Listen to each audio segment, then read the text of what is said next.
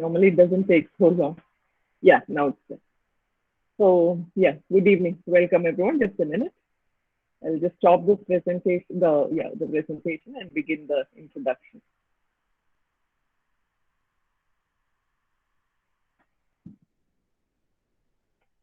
Yeah, so good evening everybody. A very warm welcome to this evening session.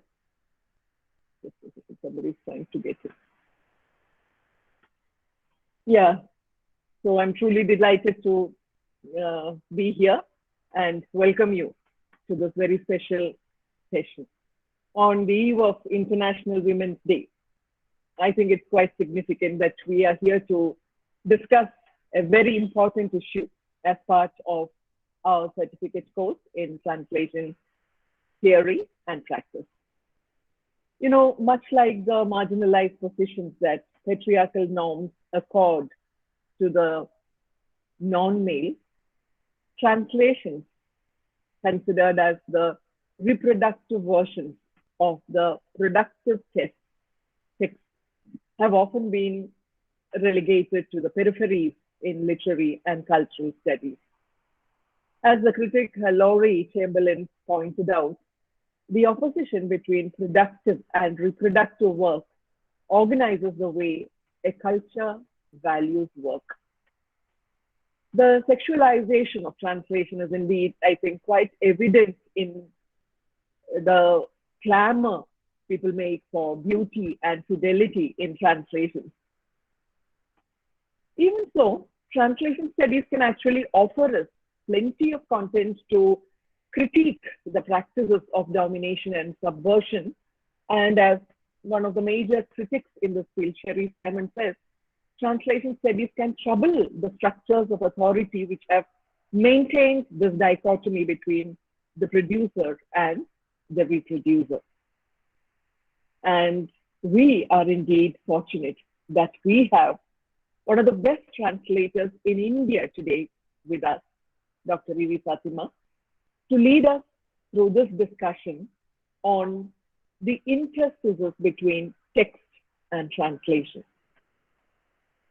Fathima, the award-winning translator, needs no introduction to anyone engaged in the field of literary studies. But let me share a few snippets on her illustrious academic and creative journey for the benefit of our students. As a kind of a justification of her prowess as a translator, Fathima hails from the interstice that is Mahi, nestled between Kozhikode and Kannur, where a sizable part of the population still holds French citizenship. After her doctoral work at the University of Calicut under the guidance of the eminent scholar Dr. T.K. Ramachandran, she entered government service, and a lion's part of her academic career was at the Krishna Menon Memorial Government College, Kannur. And even while she was, leading the department as the head of the department, she launched a little magazine called Indian Ink, providing the much needed space to many a budding writer. She went on to attain cult status as a translator with various works, but special mention must be made of A Preface to Man, a translation of the very very famous novel Manushyan Oramukham by Subhash Chandra. And then, of course, M. Mukundan's the translation, Delhi, a Soliloquy, which has catapulted her to international fame, I must say. So without further delay, let me present to you, dear students, a woman of substance that Kerala can triumphantly brandish to the rest of India, Dr. A.V. Fathima. All yours for this session. Over to you, Fathima.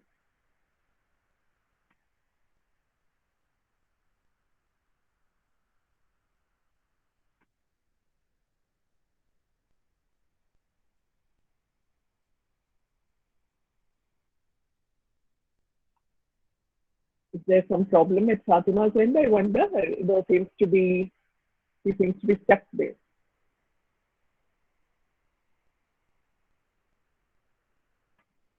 Hello, Shanti. Am I audible? Yes, miss, you are. Yeah. But I think Fatima has got stuck, right? Uh, there might be some issues there at her Issues end. with her, and yeah, yeah, yeah. Let us hope Maybe she we'll will. wait. Hope she Let was me able to see. hear you. I don't know. I'm not very sure about that. I'll send her the recording in any case. That should not be a Okay, problem. fine. Yeah, Only the PGs are here, right? yeah. Only the PGs are here. Okay. Yeah,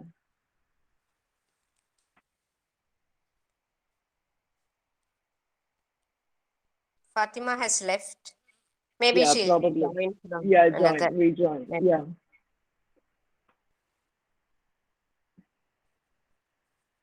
yeah.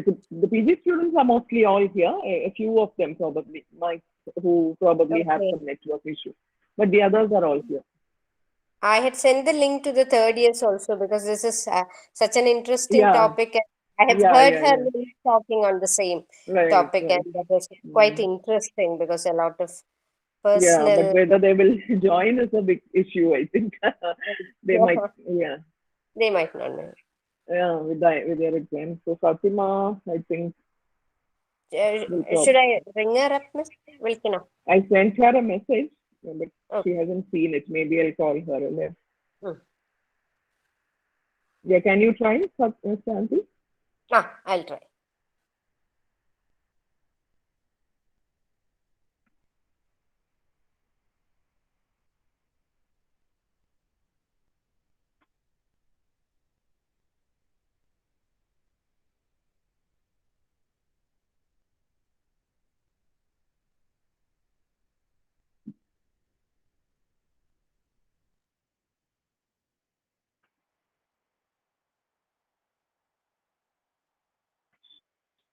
Yeah, students, hang on. Fatima, I think, has some net issue there.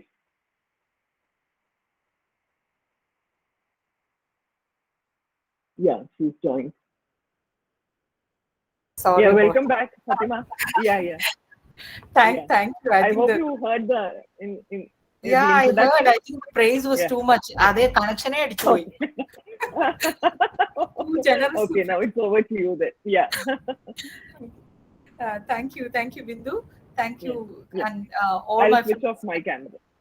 Yeah, all my friends. Yeah, I may have to switch off my camera as well because this is running on mobile. So mobile network. So it's always a pleasure to. I would have loved to have come there because it's lovely meeting. Again, it would have given me a chance to meet all my wonderful friends. But unfortunately, I couldn't come in. So anyway, we will proceed with that. So hi to all of you. And including the students I haven't met, but hopefully I'll meet in the near future sometime somewhere.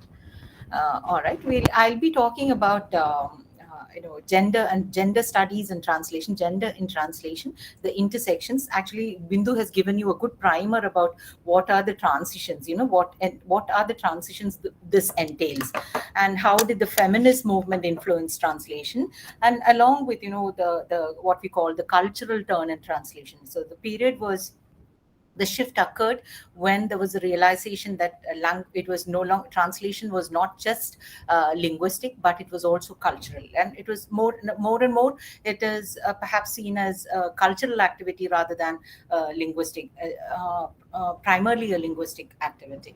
So with the cultural turn also came, along with the cultural turn, along with that, we had the advances that feminist movement made, and that were also factored in translation. And that is why, that is when we in the 90s, we had a few translation theorists. They were also most of them were translators as well, translation theorists and acclaimed translators, translation theorists originating from Canada, who actually started theorizing gender in translation. They trace the history of translation. So I would also be talking about the history of translation, and how history in literary history, translation is always seen as something which is devalued, something which is derivative. Because it is derivative, it is non-creative. Because it is non-creative, obviously it is devalued. So translation, but it was not the case at all times in history. There was a time in history when translation was seen as, translators were seen as were accorded celebrity status, and translation was seen as something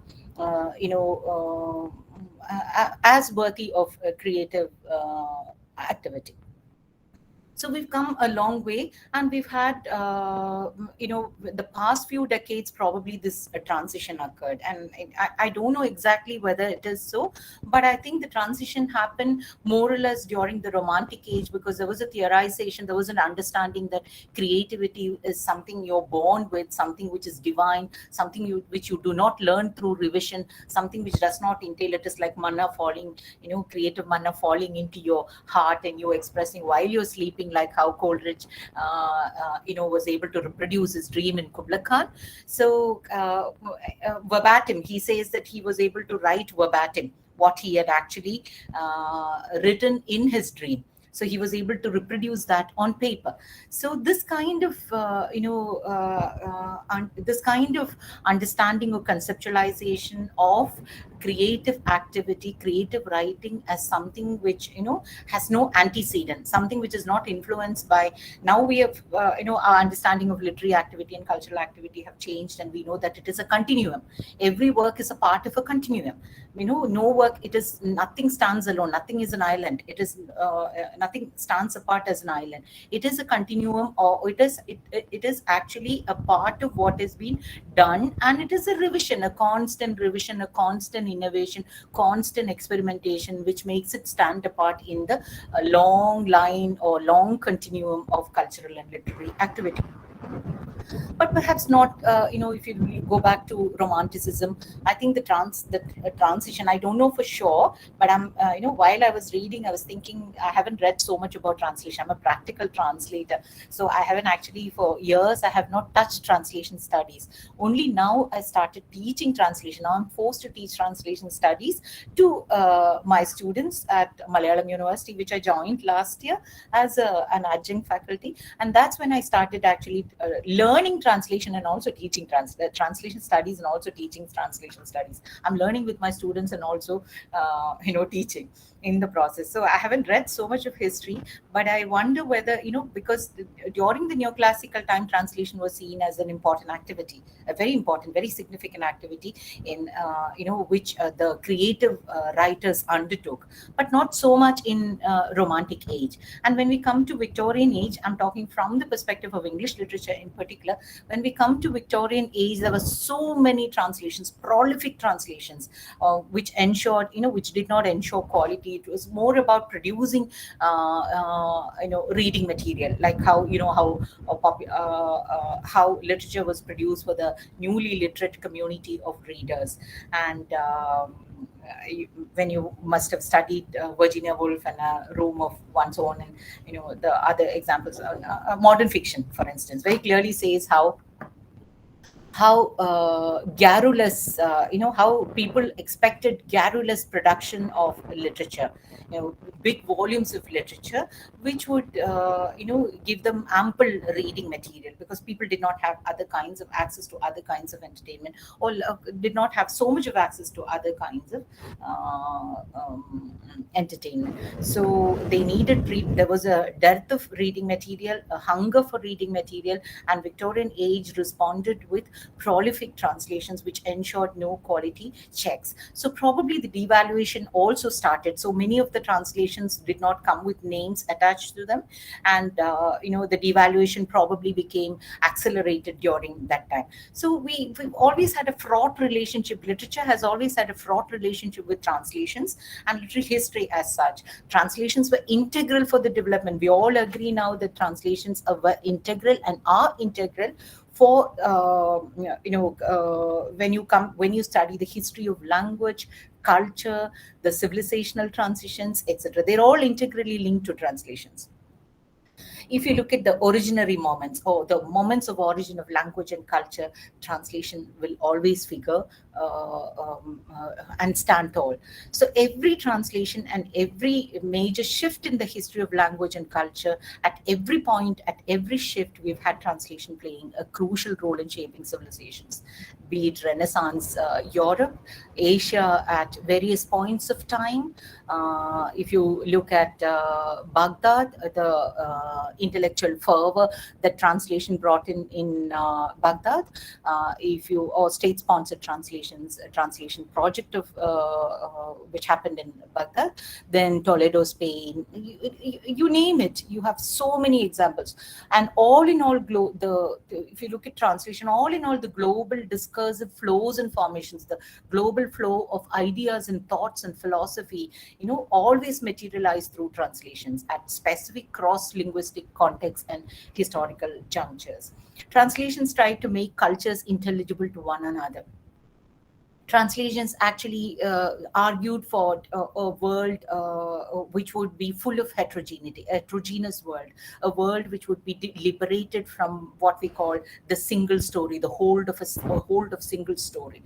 And as Adichie warned us, the lack of diversity, when she was talking about the lack of diversity in our narratives, she pithily summarized it as the dangers of a single story. So in order to liberate ourselves from the dangers of a single story, we went back to translation. We still go back to translations, and that is why we are talking translations now, and that is why we are increasingly publishing translations now. So as stories travel from culture to culture, and their transmission takes us through, the transmission takes innumerable forms and innumerable modes. If you look at biblical stories, if you look at the epics, if you look at Panchatantra, the Arabian Nights, etc., they would have come through, they would have gone across past or cross borders, cross cultures, and they would have appeared, and they still appear in different modes and different forms. But then the issue is that all these stories, you can have variegated stories, heterogeneous stories, you can liberate yourself from the hold of single stories. Translations can do that, but translations are also told with language, and language is never innocent. And language, it becomes meaningful. Language becomes meaningful only in the cultural context. So because of the pervasive, every language, unfortunately, most of the languages are patriarchal, intrinsically patriarchal, because of the pervasive hold of patriarchy. And languages in general, because of that, languages in general are intrinsically infused with patriarchy and even misogyny. But it couldn't be otherwise, because it has been used as a tool for a long time, for centuries, to tell his stories, not her stories. So example, I always talk about the example of I think of it as a perfect example, perfect example of how insidious or how insidiously patriarchy works in language. If you look at Malayalam term, coinage, feminici, it perfectly wells the abhorrence towards feminism of feminist, which is a modern horror as far as patriarchy is concerned, and also welding it with the archaic Malayali counterpart, cultural counterpart, which comes as a suffix achi. So feminist and achi.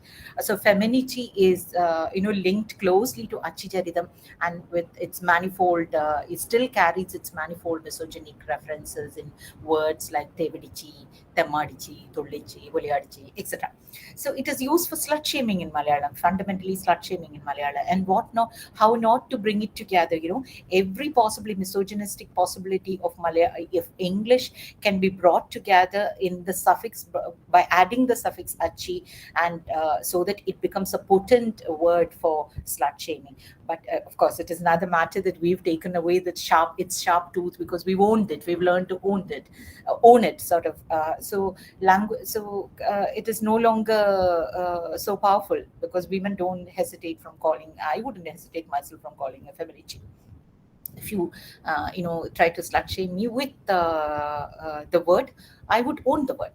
So we agree. Feminists have shown us, or feminist theory has shown us, that language is gendered, as not shown us, as asserted that language is gendered, and it is gendered because it is already inscribed by patriarchy. So the gender theorists of translation actually draw strength from the women's movement, especially how the women's movement has problematized language. So if language is, the prerogative of creative language is the prerogative of men, obviously women who work or translators who work as, translation, which is a derivative activity, considered a derivative activity, would never, make the mark as and obvious most of the if you look at 20th century and 21st century, especially 21st century, you will see most of and the transition from 20th to 21st century, you will see most of the translators are or a major contingent of the translators are women. So when women figure, naturally the gendered aspect of translation becomes more prominent, and women translators are supposed to remain invisible, not to figure on the cover pages, but also act as a handmaiden to the authors, because they are women are supposed to be inferior to women to men, and translators are supposed to be inferior to authors. So and if the translator is a woman, obviously she has to be a handmaiden to the author, and also run with the author. So this actually relegates women in translation to the bottom of the social and literary ladder, as John Forgo put it. I have taken a bit from, you can refer to literariness.org. I have taken some of my, because I had an earlier, I was explaining to Bindu that I had an earlier PPT, an earlier document on gender and translation, but unfortunately I couldn't retrieve it. So I had to take a bit from literary org, and I also acknowledge that I'm using the studies of Simon Sherry, as well as other Canadian translators, translation theorists. So though translation is regarded as something integral in shaping cultures, translators and earlier translators were accorded great status. In the past few centuries, translation has been devalued to a large extent, and translation is seen as something derivative, something inferior, and obviously the position that is accorded to men and as the creators of literature, creators of literature, creators of great work, will definitely see translators, whether irrespective of whether they are men or women, translators as inferior, would be given only inferior status, and they would only be regarded as inferior to the superior creative men. And if you look at the gendered history of what feminists have tried to focus on, feminist translators have tried to, especially the Canadian feminist translators have tried to bring together, is that, or to put the focus back on the history of, or the reductive history of translation, which refused to see women, or which relegated women to inferior status or marginal status. So in history, in translation history, translation discourse and translation theory, women have been disregarded or devalued or given subservient position. So the history of translation, as we said earlier, if the history of translation is the history of human civilization and understanding, sometimes it has also been one of misrepresenting, mistranslation, and misunderstanding. So the translation discourse, because the translation discourse comes with inbuilt hierarchies and hegemonies, and these hierarchies definitely are tilted towards men. And hegemonies as well, linguistic hegemonies and cultural hegemonies as well. So it has to factor in the gendered nature of language, the class and caste power structures, geopolitical, locational politics, the linguistic and cultural hegemonies. All of them will have to be considered if you're looking at a revision of, or if you're trying to reread translation, the history of translation from a woman's point of view. So feminist translation theorists have, sort of forced us to rethink our discourse of translational relations, and because it is so deeply entrenched in man creator, woman as translator. It was taken as, what do you say, as a given. Nobody questioned it until these translators came into translation theorists came into the public domain. So man creator, woman translator, or the translator as someone inferior, a translator who's given a subservient position, like how naturally a woman has to take a subservient position in a patriarchal setup. Even the translator needn't even be a woman. Even as a man, he will have to take a subservient position, except in certain cases. So it also comes with cultural capital. Like when Narayana Menon translates Pavangal, it is a different game altogether. It's not like how somebody else translates. So bound by a kind of, the man creator, woman translator are bound by a kind of faithful matrimony, because all the metaphors which are used to talk about translations are related to matrimony. So naturally, the issue would be, the key focus would be fidelity to the text, subservience to the author, and also how to be an handmaiden and an assister of the, or an assister to the author. So we talk about we talk in terms of matrimonial metaphors, because we are supposed to be wedded to the same book, the author and the translator. So wedded to the same book, but because matrimony always elevates the status of the man, obviously your status is that of a secondary figure in the relationship. So you're wedded to the same book. So fidelity, when you're wedded to the same book, or when you're wedded to someone, fidelity becomes a key concern. This is where the less creative translator is always seen as a danger, as a translator traitor. The old Italian adage, which likened the translator to a possible traitor. And this is what later Rabassa countered by saying, in using the title for his book, for his autobiographical book on translation, on his translation practice. He titled it as "If it be treason, let it be." If that be treason, let it be. So if that be treason, let it be is his answer to the age-old likening of translator to a traitor, a possible traitor. So the less creative translator would be seen as a traitor. So bringing the conversation, again, this issue of fidelity always brings us closer to the conversation, which always revolves. For centuries, it has revolved around the idea of loss and gain. You wouldn't believe it. Even now, people ask me questions. We who, have been shaped by Malayalis, who have been shaped by translations. The language itself has been shaped by translation. Our idea of ourselves have been have come through translations. We've understood, we've positioned ourselves as global citizens through translations, through reading translations, and still we keep talking about, we've not given the world much, but the world has given us a lot. We've appropriated the world, the best writers of the world, and we've made them ours. So still we talk about loss and gain. We've gained so much from translation, and then we still ask about I still get questions about what is loss and gain. How can you balance loss and gain in your translation? So we wasted so many centuries talking about loss and gain, because we've looked at translation in terms of marital metaphors and the issue of fidelity. So this is where the feminist translation and gender in translation, gender studies in translation, the collation of gender studies in translation come in.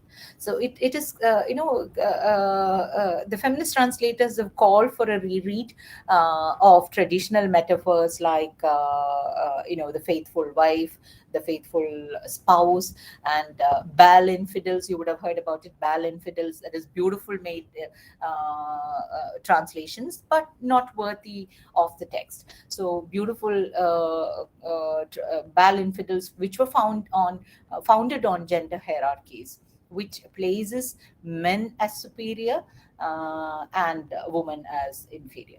So it has to work on a binary. It can only work on a binary equation. These feminist translators explore questions which are centered around women's roles in translations, and how do they regard themselves? How do they consider themselves as authors, what is the role as authors? What is the role as translators? What is the role as theoreticians, etc. They try to evolve strategies and practices, or strategies for feminist practice of what they call feminist practice of a translation. So even as or feminist translation, if we put it across in simple words. So even now translations are even as translations are now widely regarded. Of course, our perception of translation is changing very quickly.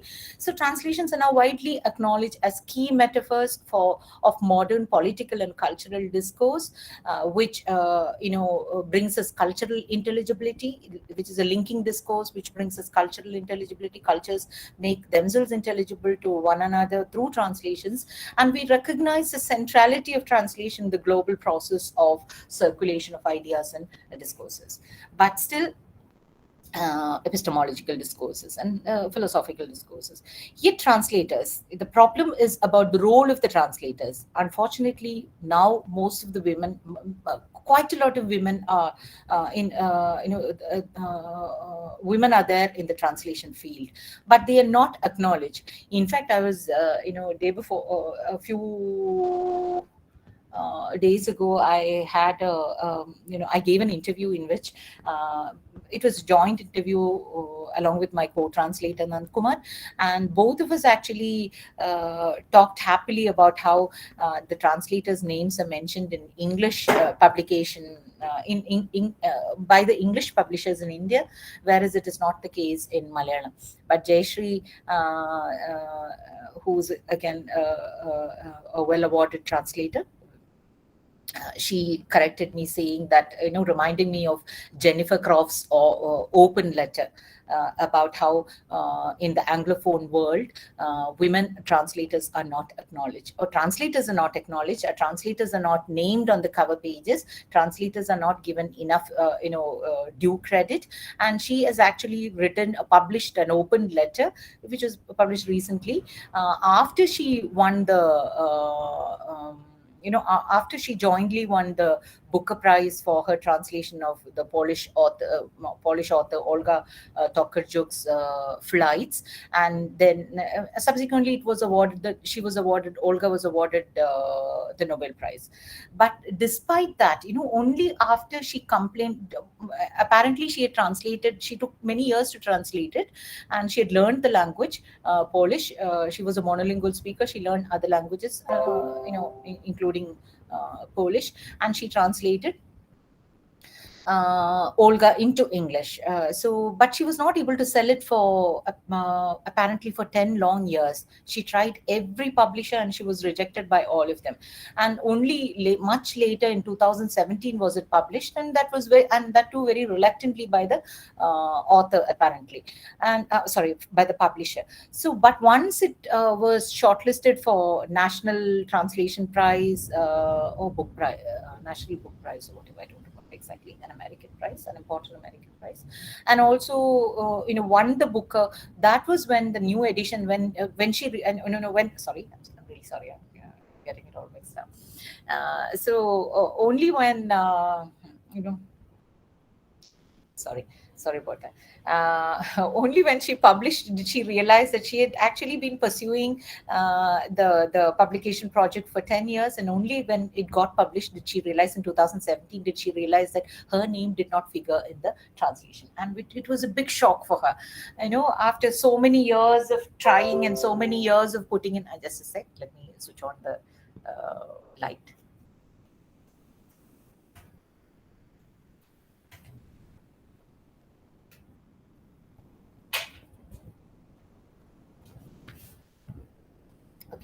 After putting in so much of effort promoting the book, she realized that she did not figure on the cover. And it came as a big shock for her, because she says, what the choice of words that people are going to read are mine. So how can, it is a disrespect not only to myself, but also to the book. And she protested, and she came out with an open letter in which many authors collaborated with her, including, and many translator authors as well, including Jhumpa Lahiri signed this thing. And now I think they have more than 3,000 signatories who have added their protest or recorded their protest against this injustice. So apparently once she won the Booker, for this translation. Obviously, the name came on the cover page, and now she is featured as the translator par excellence. But look at that, the whole idea. How the translator can, even at this time, a translator can be erased from the cover pages. Due credit need not, the publisher's assumption that the translator does not deserve any credits. And her name and her agency can be totally erased from the translation project. And this has become a big movement. So in the Anglophone movement, I think it is in the Anglophone world, especially, that translation is not regarded, or translation is devalued.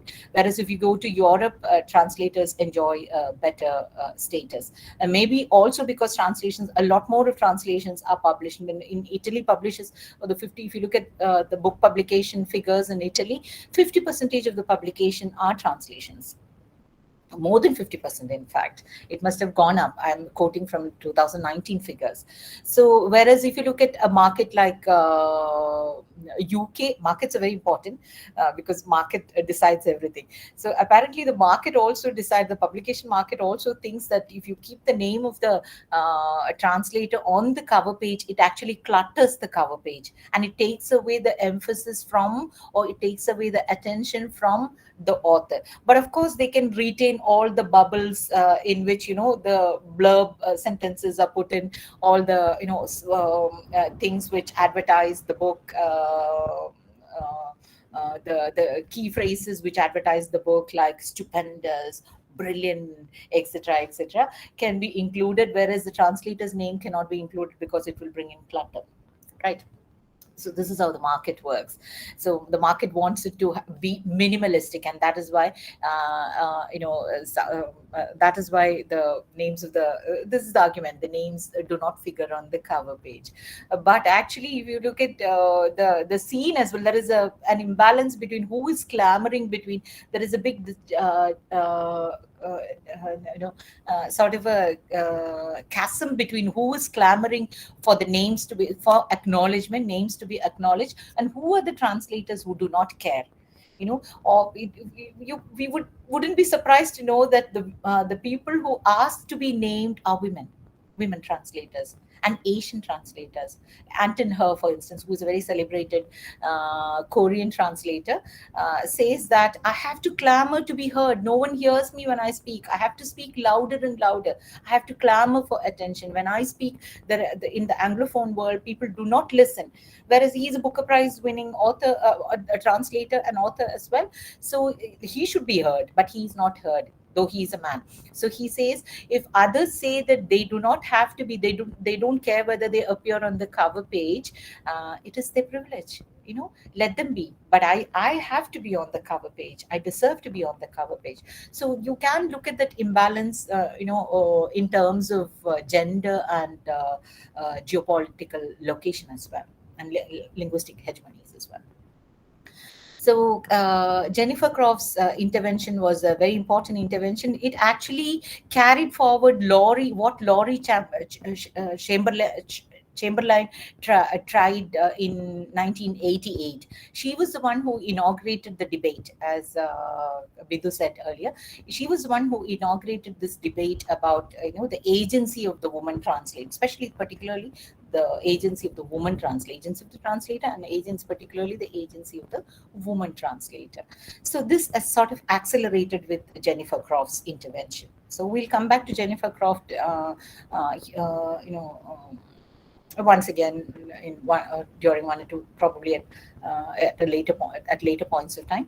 But we will also talk about other translators who focus on a feminist translation, whether a feminist translation is possible. All right. So translation now, as it stands, is much maligned. Even now, it is much maligned. As a translator who has been lucky enough to get a bit more of credit, let me say, let me definitely assert that I have reasons to assert that translation remains maligned, a profession which is least understood, much maligned, underpaid, unrecognized. and are under recognized, because especially because many women are, even in India, if you look at the number of translators or the gender quotient and the figure of the number of translators, you would realize that most of them are women, especially in Malayalam. So translators and the people who stand out are also women, thankfully. So translators especially, but all these translators supposed to be, especially if you're a woman, you're supposed to be self-effacing, self-effacing. നമ്മൾ എന്താ പറയുക, ഇണങ്ങി നടക്കുക എന്ന് പറയില്ല, കൂടെ ഇണങ്ങി നടക്കുകയാണെങ്കിൽ കുഴപ്പമില്ല, ഇണങ്ങി നല്ല ഒതുങ്ങി നല്ല ഒരു ഭാര്യ പൊസിഷനിൽ നിൽക്കുകയാണെങ്കിൽ വലിയ കുഴപ്പമൊന്നുമില്ല. അതിലപ്പുറം ഒരുമ്പെട്ട സ്ത്രീയാണെങ്കിൽ, അല്ലെങ്കിൽ സംസാരിക്കുകയാണെങ്കിൽ, നിങ്ങൾ ഏജൻസിയെ കുറിച്ച് സംസാരിക്കുകയാണെങ്കിൽ നിങ്ങൾ ഒരുമ്പെട്ട സ്ത്രീ ആവാനാണ് സാധ്യത. സോ അത് what comes from what translates from public sphere will automatically translate into these kind of assumptions as well, or vice versa. Each of them feeding, or they're feeding one another, probably feeding from each other. So it is not an easy position. It's not an easy profession. It is a profession which is undervalued. It is a profession in which your creative quotient is high, but it is under recognized. If you're not a creative writer, if you do not have a creative writer hidden in you, your translation will fall flat. This is what I feel from my translation.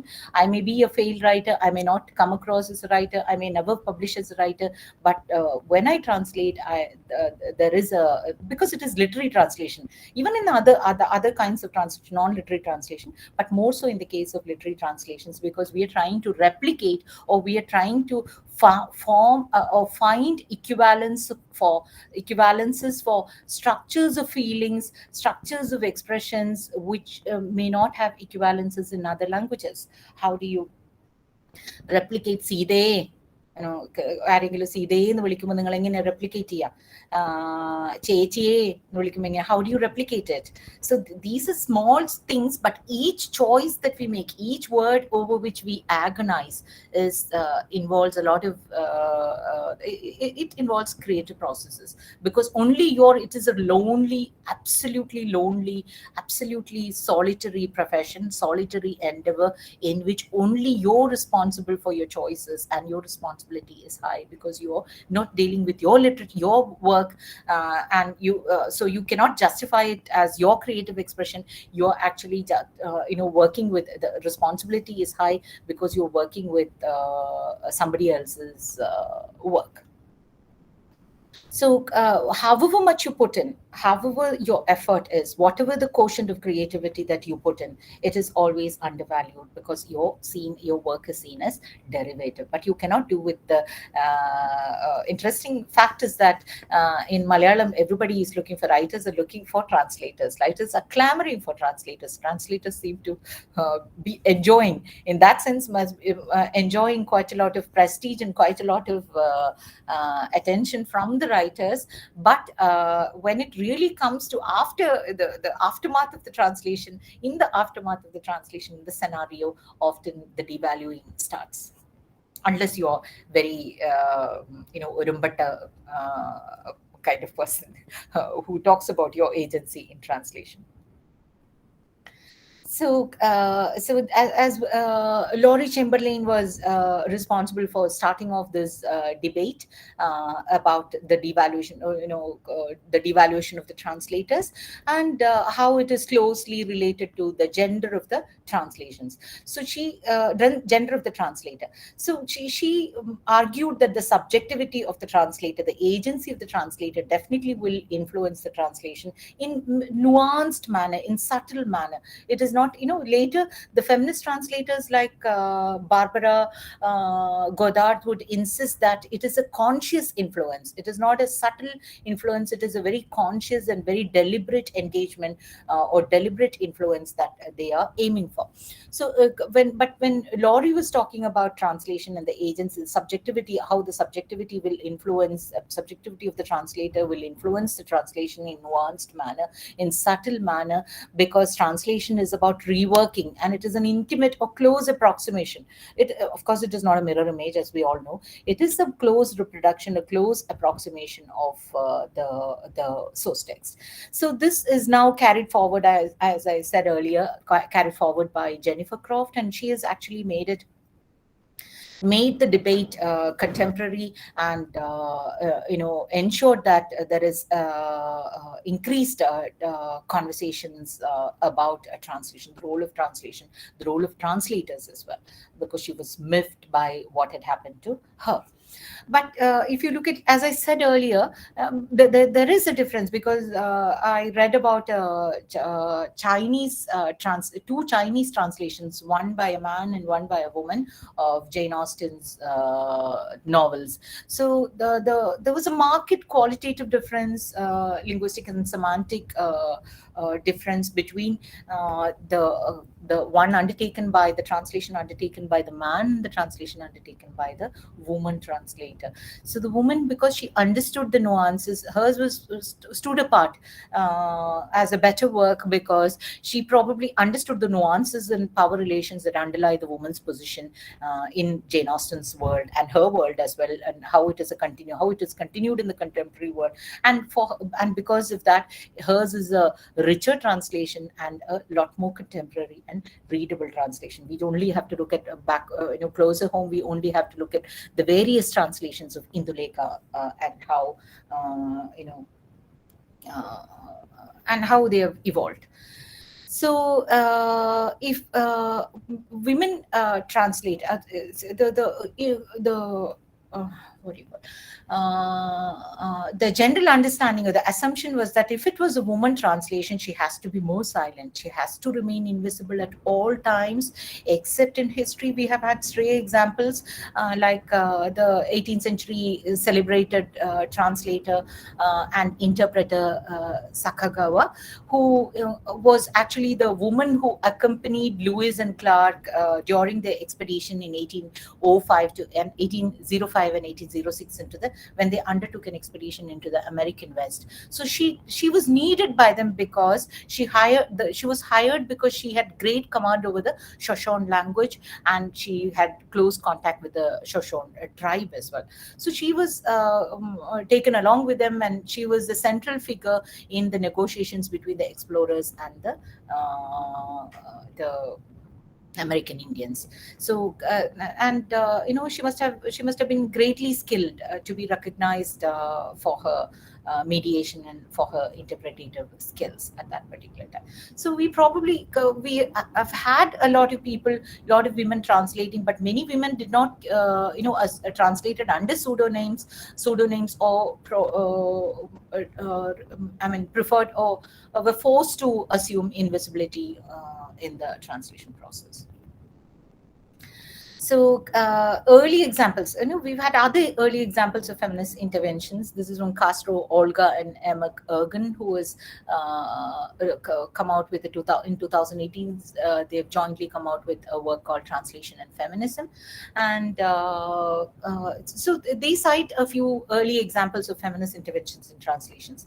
So they were isolated. Feminist interventions in translations were isolated, but they were remarkable because and if you now when we look back at the history, we rethink and reread history, the history of translation. We go back to critical reflections, how they wrote their critical reflections in short prefaces, sometimes in dedications, sometimes as part of footnotes or private correspondences, which are now seen as worthy of further attention. So it was the feminist translation or feminist translation movement which actually forced mainstream translation studies industry, I would call it an industry as well, or academia. In academia, forced the academia to reread translation history from a woman's point of view, or from also to factor in the contribution, so that the factoring in of the contribution of women translators would also be undertaken. So now we know of the translation of Margaret Tyler, who translated The Mirror of Princely Deeds and Knighthood in the 17th century. And she talked about in her note, she talked about how she was undertaking a womanly translation of a manly text. So Simon Sherry, who has published the most important, perhaps the most important and seminal monograph on gender in translation, she calls it the feminist manifesto, the first feminist manifesto of a translation. But in the same century, in 17th century, Afra Ben employed the strategy of adding a female character called a fair lady into her translation of A Discovery of Many Worlds by written by Fontenelle.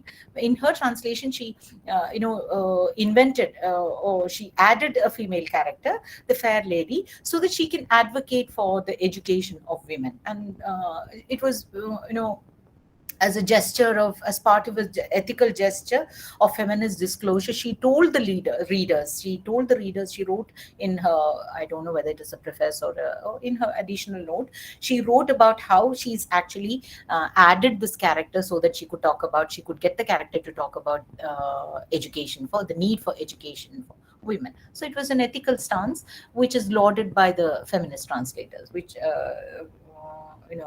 wouldn't normally happen, according to the feminist translators, which wouldn't normally happen in a mainstream translation of a text.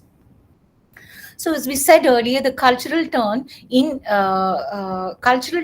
translation actually brought in a lot of collaborations between different disciplines.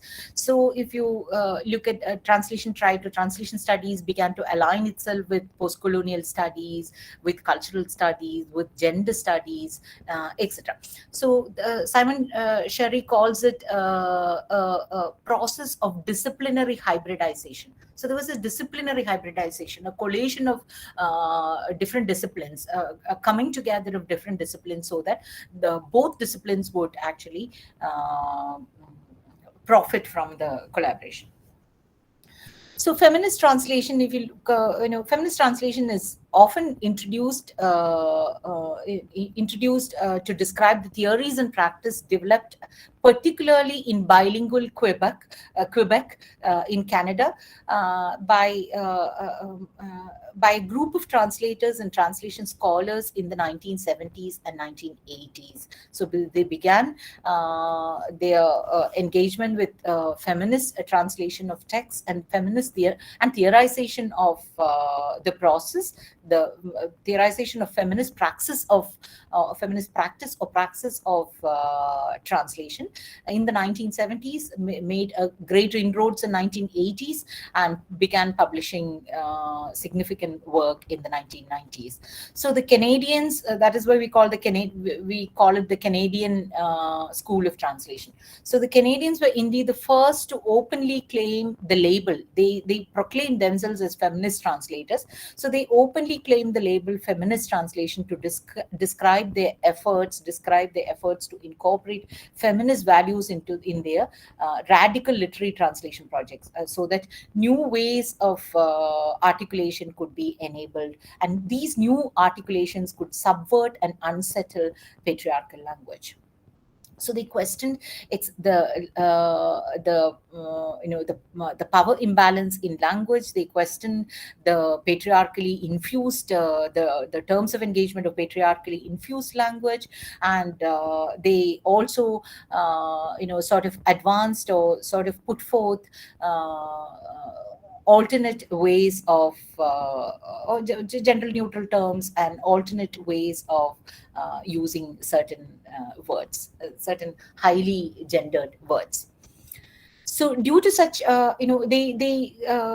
self-claimed epistemic authority was actually enabled by the place of existence, their geopolitics of location, because they were in Canada. They claimed that they were representing women, like how it happened in the case of white feminism in general. These theorists actually presented themselves as the original, their theory as the original universal paradigm of feminist translation.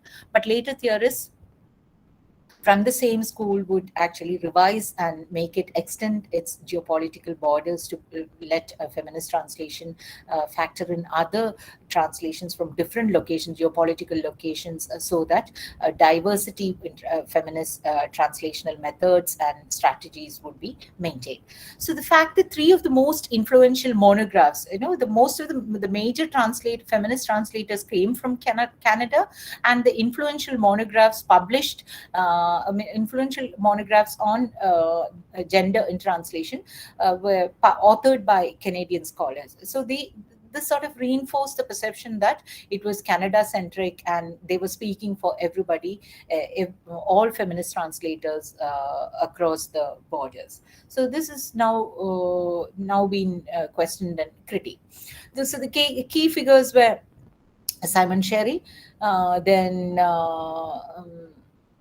Hartwood, then Barbara Goddard, and Louis von Flotto. So many of them are practitioners, practicing translators as well. So feminist translation studies reread gender practice, the gender history, history of translation, and the theory of translation, the gendered theorization of translation. Because if you look at translation, if you look at someone like the Bal Infidels is highly gendered. Then also the uh, George Steiner talking about translation in terms of penetration, in terms of highly sexualized language, and talking about penetration. You're penetrating into the source text. So these kind of gendered theorization, the gendered language of theorization, was also questioned by the feminist translators. So they questioned the gendered practice of translation, gendered theorization of translation, the history of translation, and also called for revised reading of translations, and also the canon. So they wanted to make the canon more inclusive by including or discovering lost or suppressed or ignored women writers, and charting the history of gendered perspectives in translation and translation theory. So how it became gendered and how it evolved through the ages.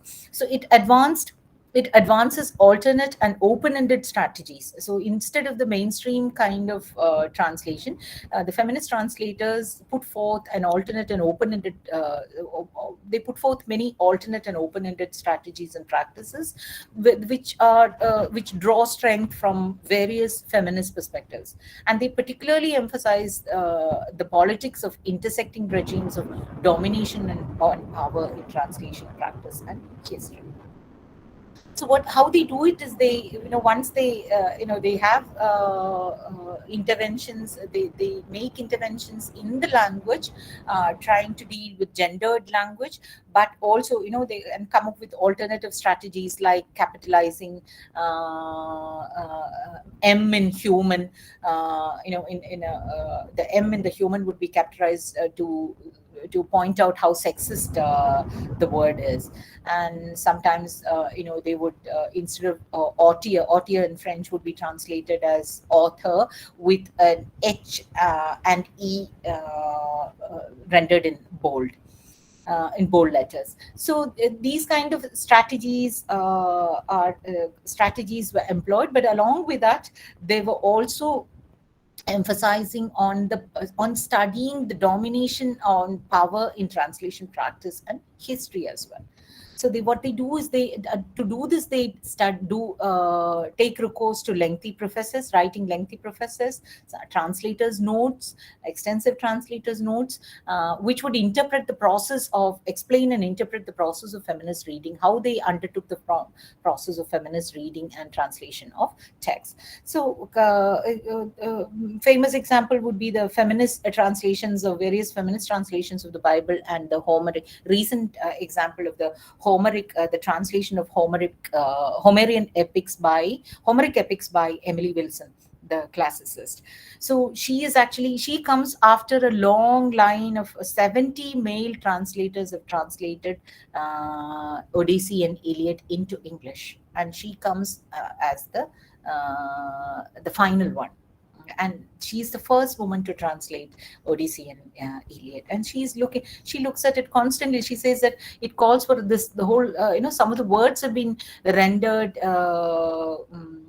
Some of the words have been tampered with, the meanings have been tampered with, because they were male translators, and the original meanings were not contextualized in a proper manner. So this kind of intervention has been made possible by the feminist translators, the Canadian translators of the 90s, which we have to acknowledge.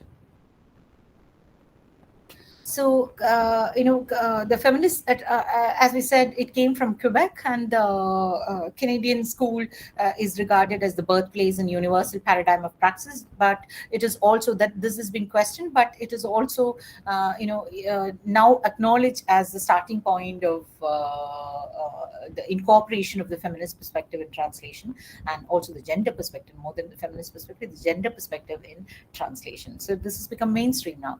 So leading theorists, it's not just the women who talk about the gendered aspect of translation, or how gender works in translation, or how gender reveals itself in gender relations reveals itself in translation, but the men also, the male translators also do that as part of their practice.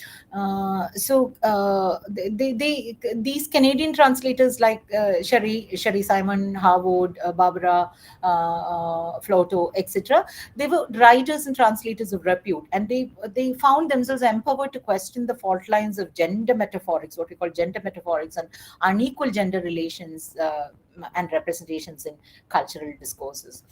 And they did this through their highly theoretically engaged translations. So, but they went back to, they drew their strength from the feminist movement and of the 60s. And feminist movement had already dismantled gendered sexual identities as a social construct. And so no longer would they be regarded as inviolate. And we knew that, by the 70s and 80s, it was understood, it was quite common to understand the social construction of gender as something unstable and questionable. We just need to think about the interventions of theorizations of Beauvoir and Butler. Am I taking too much time, Bindu? Yeah, I think the students did tell me that they have some, the package, I think, might get exhausted. So I can see a sharp fall in the number of, those who are attending it. All right. So All maybe right. we could, yeah, we'll wind up. Because yeah. we can go on and on about this, so I don't want to get exactly, into that. Exactly. And since you are in the field, I'm sure there's so much that you can contribute. Isn't that so? I mean, like the endless process of translation itself, every reading is or rewriting. Therefore, I think it can go on and on. Yeah, but then I think you have definitely given them a beautiful insight into the, the problem-ridden area of translation. So when it comes to gender issues. Let me sum up. So the fidelity angle, the answer that Sherry Simon makes is on fidelity, about the fidelity, is that there is no fidelity towards, we need not have fidelity towards the author or the reader, but towards the text, because it is a participative activity. The translator and the writer participate in the translation or the translation project. So the fidelity is not to the author. So your rereading fidelity in contemporary feminist terms.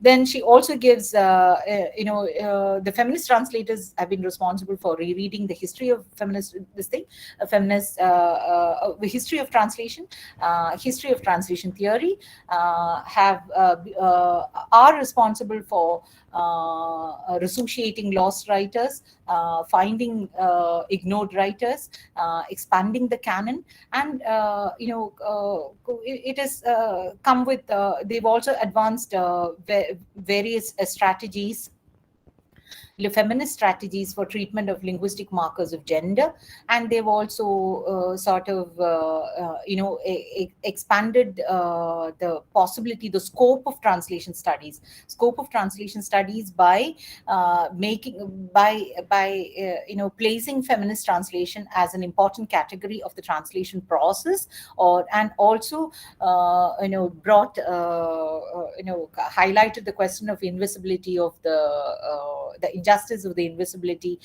and devaluation of translators, the role of translators. They brought the focus back on the role of creative role of translators, and they've also advanced the reason studies in gender, reason explorations of gender and gender studies and translations, the coming together of gender studies and translations, have actually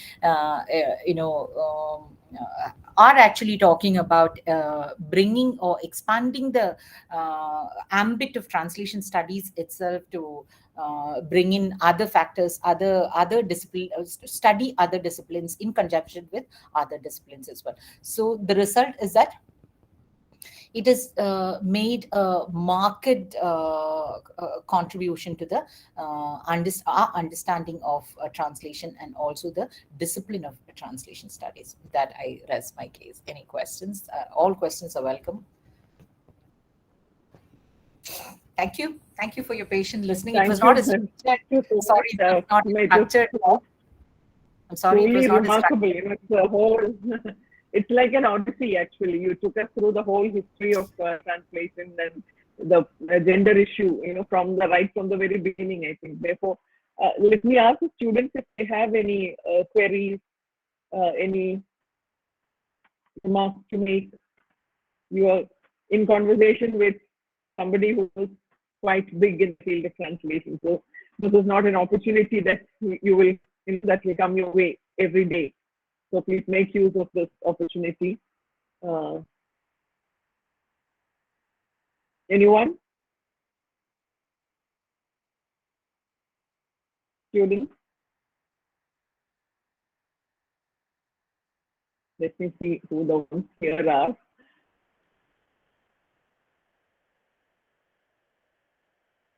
Do you have any queries? Let me ask Anisha and Maria, Sita, Donna, Kavya, Minu. They must have had enough of translations and gender.